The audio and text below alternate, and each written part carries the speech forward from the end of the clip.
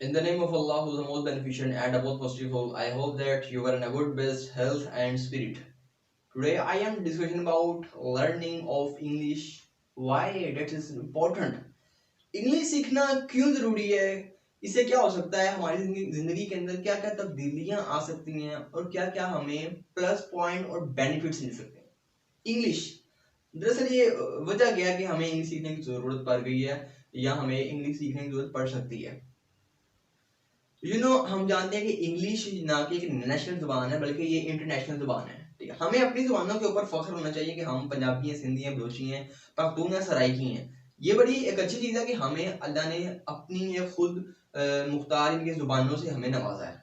मैं उर्दू बोल रहा हूँ, आप उर्दू सुन रहे हैं, दैट इज इंपॉर्टेंट थिंग। ये बड़ी अच्छी चीज़ है कि हम उर्दू में स्पीक कर रहे हैं। ठीक है, लेकिन मार्केट के अंदर जो डिमांड है वो इंग्लिश की डिमांड है। कैसे? जाकिर नाइक में मिसाल दूंगा, जाकिर नाइक साहब से किसी ने पूछा कि सर आप मौलवी हैं लेकिन आप पेंट कोट पहन कर जो है स्पीच करते हैं वो भी इस्लाम की, वाई? जाकिर नाइक ने कहा कि अगर मैं वही शलवार कमीज पहनूं, सर पे टोपी डाल के मैं स्पीच शुरू कर दूं, अपना बयान शुरू कर दूं, लोग कहेंगे यार ये क्या, इनके आतंकी बैठा है, दहशतगर्द है, इसको उठाओ, क्या सुनना है इसको। कहते हैं मैं क्या, इनके मार्केट की डिमांड पेंट कोट है, मार्केट की डिमांड है। मैं ये पहनता हूँ, लिबरल्स का लिबास पहन के लिबरल्स के सामने लिबरल्स को मुसलमान करता हूँ। ठीक है, तो ये बड़ी बड़ी इंपॉर्टेंट चीज उन्होंने बताई।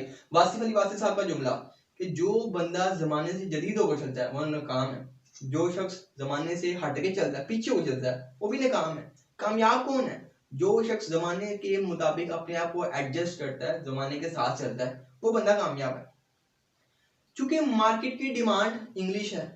अब अगर खास तौर पे तलबा तलबात के लिए मेरा ये पैगाम है कि अगर हम देखें, हम अपना तमाम तर मैट्रिक तक जो तालीम हासिल करते हैं, ठीक है, इसके अंदर कहीं ना कहीं गुंजाइश होती है कि आप उर्दू मीडियम पढ़ लें। लेकिन जैसे ही आप कॉलेज के अंदर जाते हैं, वहाँ पर निज़ाम चूंकि 2021 चल रहा है, निज़ाम काफ़ी जो है तालीमी निज़ाम बदल चुका है, अब वो निज़ाम रहा नहीं है। ठीक है, मैक्सिमम कॉलेज और यूनिवर्सिटीज़ जो कि ऑफर करती हैं, आप क्या इंग्लिश के अंदर तमाम तालीमी निसाब चलता है। तो इंग्लिश एक, जब तक आप इंग्लिश को सीखेंगे नहीं, आप जो कॉन्सेप्ट जो एक किताब के अंदर लिखा हुआ है, किताब के अंदर जो फलसफा अंग्रेजी के अंदर लिखा हुआ है, आपको तब तक वो समझ नहीं आ सकता जब तक आप अंग्रेजी जुबान को नहीं समझते। होता क्या है, आप देखते हैं कि रटाइज्म, बच्चे रटा लगाते हैं, रटा लगा के रटा भूल भी जाता है। लेकिन अगर आपको इंग्लिश जुबान आती हो, आप उसी जुबान को पढ़ के उस कॉन्सेप्ट को अपने माइंड के अंदर बिठा सकते हैं। इंग्लिश इज वेरी इंपॉर्टेंट क्योंकि तालीमी निसाब है। अभी तो कॉलेज मैंने बात की, जब आप यूनिवर्सिटी के अंदर एंटर होते हैं तो sir that is very important, वहां पर उर्दू नाम की कोई चीज है ही नहीं है। इवन आपने इस्लामियात पढ़नी है तो वो भी इंग्लिश के अंदर। अगर आपने पाक स्टडी निसाब तो तलीमी है इंग्लिश के अंदर, लेकिन वो एक तो सब्जेक्ट जो कि हम कह लेंगे इस्लामियात, पाक स्टडी, हम ये चीज़ें भी सवाए उर्दू के हम उर्दू को उर्दू में पढ़ते हैं। इसके अलावा तमाम तलीमी निसाब जो है पाकिस्तान के अंदर तमाम, बल्कि इंडिया के अंदर भी और मुख्तलिफ एशियन कंट्री के अंदर, लेकिन चाइना नहीं, चाइना इसमें शामिल नहीं है। लेकिन मैं चूंकि पाकिस्तान के अंदर रहता हूँ, पाकिस्तान के लिहाज में बात कर रहा हूँ, English is the demand of कहें कि मार्केट, इंग्लिश मार्केट की डिमांड है। आगे ग्रो करने के लिए इंग्लिश बड़ी जरूरी है।